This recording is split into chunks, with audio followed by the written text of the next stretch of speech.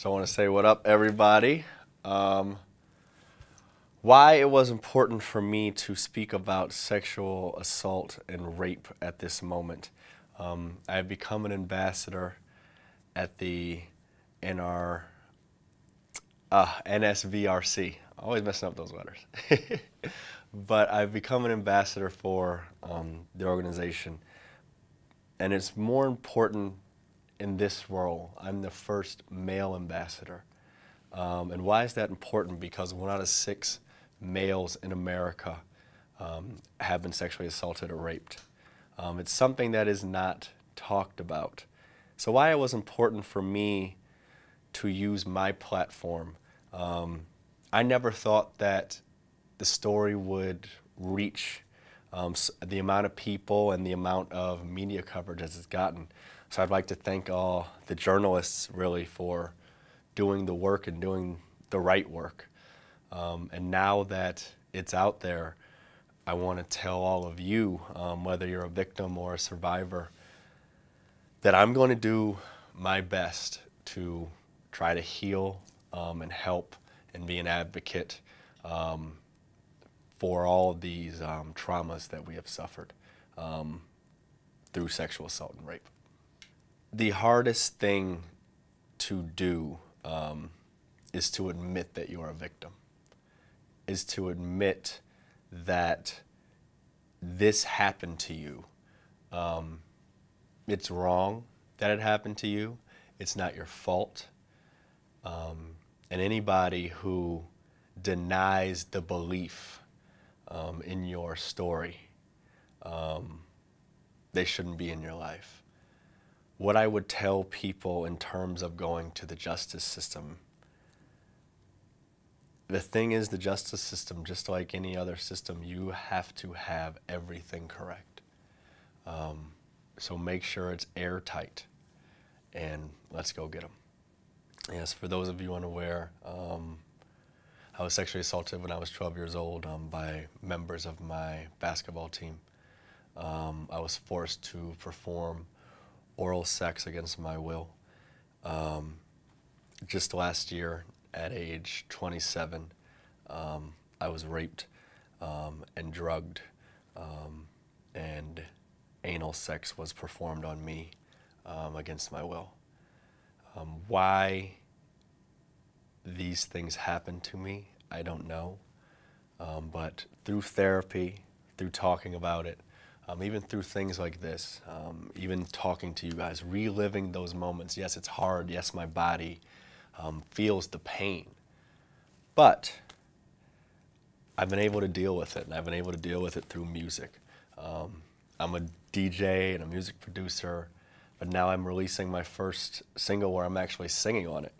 So I'm becoming the artist, which is amazing and fun for me, and I really hope that you guys, go out and talk to me. Hit me up on the Instagrams and the Twitters. Zeke_Thomas is my handle, Z-E-K-E. And, listen to the record. See for yourself, man. I mean, it's a good record. Can you speak a bit the single and what people can expect from it? Speaking about the single, so my singles in the past, and even when you look at my videos in the past, they've definitely carried a message, so to speak. My first single was Regret, and I loved it. I loved that video. It dealt with addiction. It dealt with drug abuse. Then I had another single with Chuck D and just Series X called Blackness, dealing with racial oppression and social justice. And now I'm here talking about sexual assault. And it's not that, again, I'm not trying to be an activist, but I feel that I have things that need to be said. And I feel like, myself, being on the cusp of the millennial generation, you're seeing real change happen through voice, through movement. And sexual assault is something that is not talked about. So we're going to talk about it. In addition to, me writing these songs and definitely being in the studio, recorded this song in London. My dad and both my parents I apologize to them that they are having to relive my trauma, the trauma that I caused them, because as parents, I can't even imagine how it would feel to have a son who was raped twice and relives it every day, regurgitating, trying to get a message across. But my parents have been there for me so, they've done such a good job at just being there for me. And I appreciate them for that. So when I originally wanted to talk about this, Robin Roberts did me the solid of letting me tell my story on Good Morning America. Journalism drove this, and it has moved this forward. Why I wanted to tell my story and get it out, I had to scream it out. I had to scream it out to the masses. And I'm just fortunate that I've been able to do that. Through this, everybody's been hitting me up on social media, and I was nervous. To say that I wasn't nervous to talk about this subject, be lying, but I had to get it out, and I wanted to get it out in a proper medium. But just the support and the stories that I'm hearing from all over the world of victims and survivors.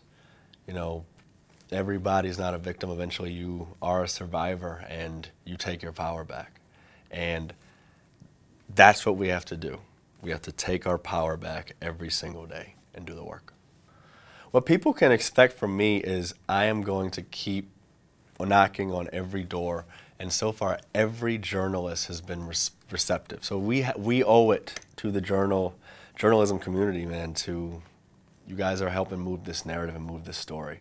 And I'm not going to stop. This isn't, just a flash in the pan, so to speak. We're going to keep talking about it, and we're going to keep talking about it, and then we're going to talk about it some more. What advice do I have people dealing with traumas? Everybody's path is truly different. It really is. So the person who says they got the magic bean to cure our trauma, they're lying to you. But you got to find your own path, and it should start medically. Mental health is something that we're dealing with in this country and something that we're going to continue to deal with. There's nothing wrong with going to therapy. There's nothing wrong with going to a psychiatrist. There's nothing wrong with sitting in support groups. The first thing that I learned is there are people like me out there.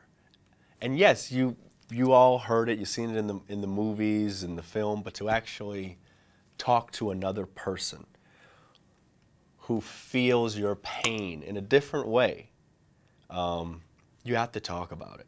You definitely have to unpack the bags, and you have to allow yourself to feel angry. It's okay to express emotion. We're taught to suppress emotion. Let it out. Feel angry.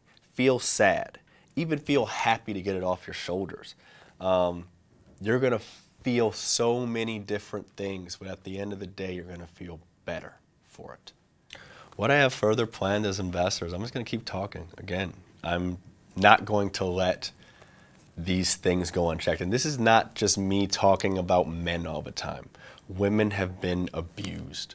Trans people are being abused. This is not just, a gender issue, a race issue. This is a human issue. And this has been happening for too long. And we're allowing people in power to stay in power, and we make excuses for them. Bill Cosby, Donald Trump, Bill O'Reilly. These people have had long careers, but they all have one thing in common. They're rapists.